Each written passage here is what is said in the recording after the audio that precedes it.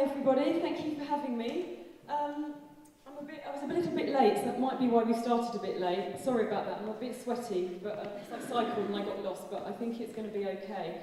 I'm just going to start off by showing you just a slide of what I was doing when I was, well, up until I was about 37 really. I spent most of my time travelling. I went right around the world, I lived in different places. I did a marathon, I did lots of cycle events, I had loads of hobbies. I did a gospel choir and trapeze and life drawing and lots of different things. And I had a lovely boyfriend who I still have. And everything seemed to be, you know, I was quite happy really. And I got a bit older. And some of my friends started to have babies. And the inevitable questions...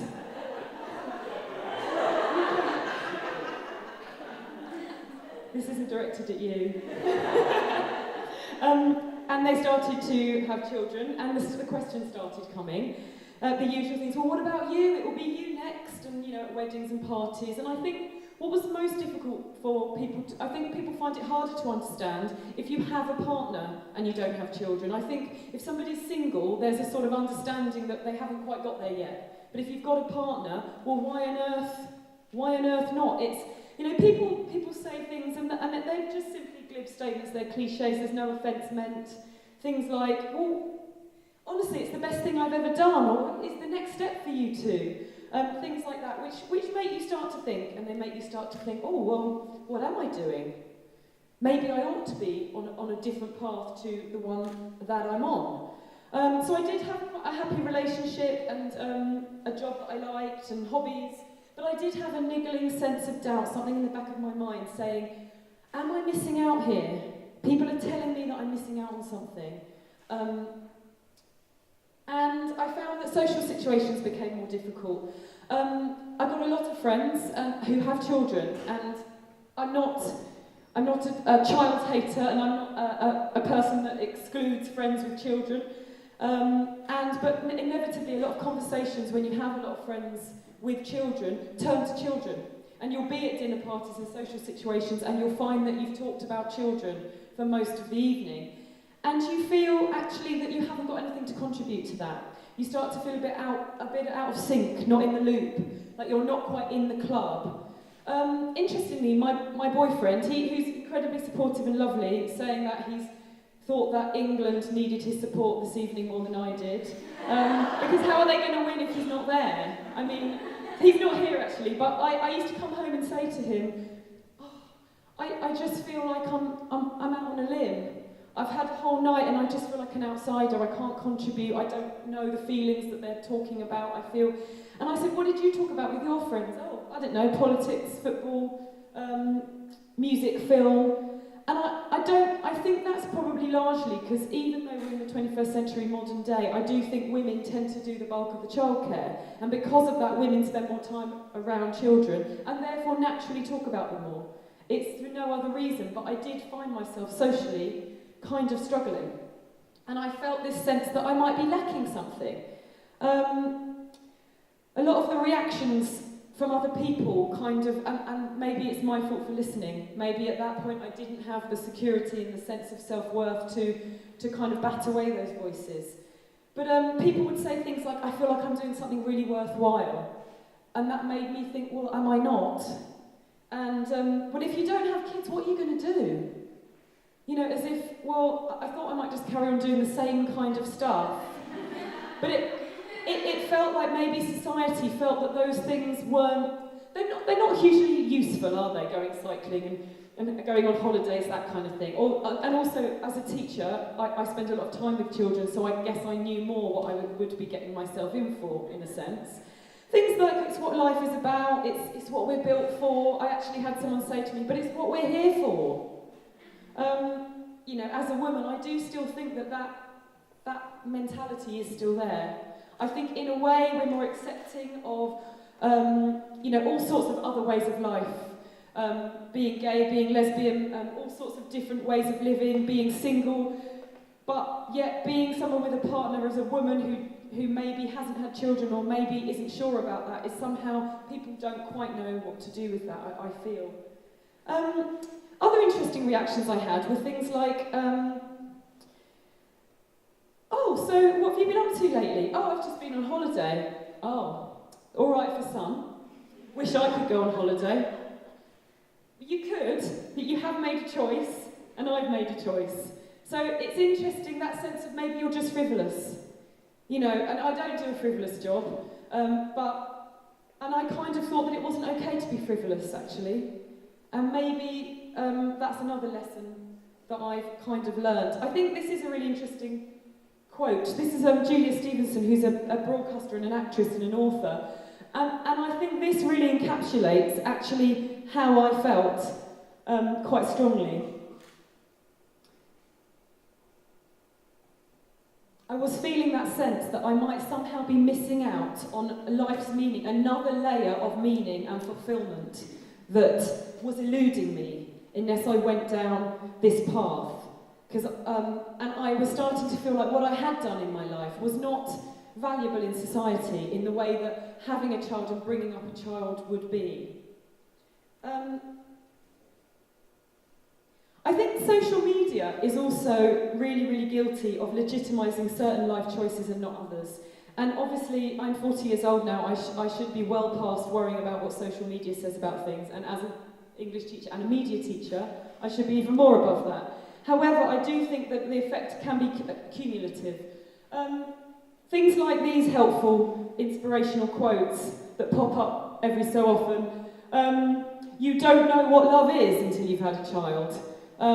Whereas I feel that I do love my boyfriend and my family really, really dearly. But again, I was thinking there's another level of love and I'm never going to experience it. There really are places in the heart you don't know existed until you've loved a child.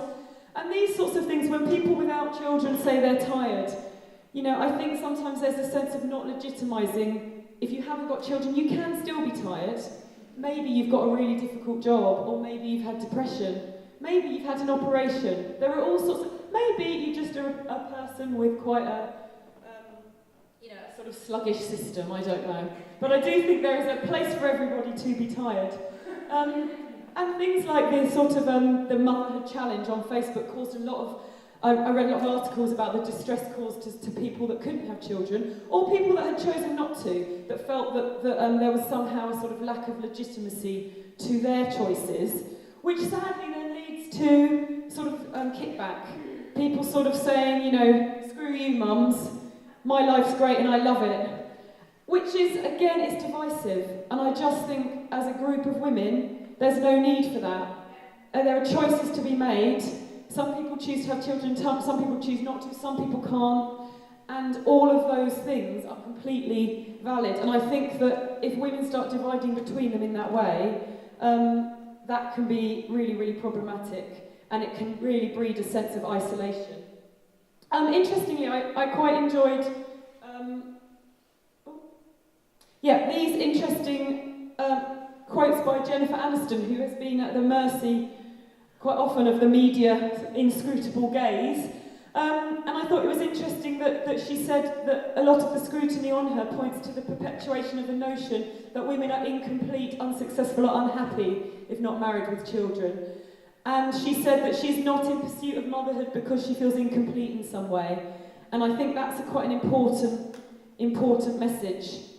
I guess I also felt that some media representations of women that don't have children are particularly unhelpful. There's the people like Miss Havisham that are just mad as a badger because that life eluded them. There's also the kind of girl on a train that hand the rocks the cradle, psychopathic woman who at all cost must achieve the joy of having a child. And then you've got the ruthless, I hate everybody and I'm totally driven by hate. Or my career, either of those. And I just think they're really, really reductive stereotypes. Again, these are some interesting quotes that I feel sort of resonate with me. The unhelpful way that the media talks about people that don't have children, childless, this idea that we're not selfless enough to take on mantle of bringing up another human being, etc. All of these things got really quite embedded in my consciousness, and despite being really busy and having quite a busy job and lots of hobbies, this was really digging quite deep, and I was really feeling a sense of lack and a sense of not belonging with other women. So me and my partner decided that we would start trying to have a baby. I'll have to get through this quite quickly. We did try for a really long time. I wouldn't say we had a plan, it was fairly ad hoc. We didn't put that much effort in, if I'm honest. But we did try. And I think that the more I tried, the more that lack of belonging to the club and that sense of lack of value was augmented by another layer of lack of failure, that I had not achieved it as a female. And after all, as I said earlier, that's why we're here. So I did embark upon an IVF route. I was offered several rounds. I had one round. It's a very, very horrible process, and if you're already feeling isolated, this will do nothing for you. It's medically very difficult. There's a real, I experienced very bad depression, very bad anxiety, very bad I had a lot of medical complaints. I had an inflated stomach from over-medication that I had to have it drained. I also had extreme anxiety as a result of the medication. I also had a real sense of fear. If this doesn't work, what on earth will happen to me? But equally, strangely, another sense of fear. Oh my God, if this does work, what if it's not the fulfilling experience that it's meant to be? Where does that leave me? So that was particularly difficult. I think we chose not to go down a further route of IVF. We decided that wasn't for us.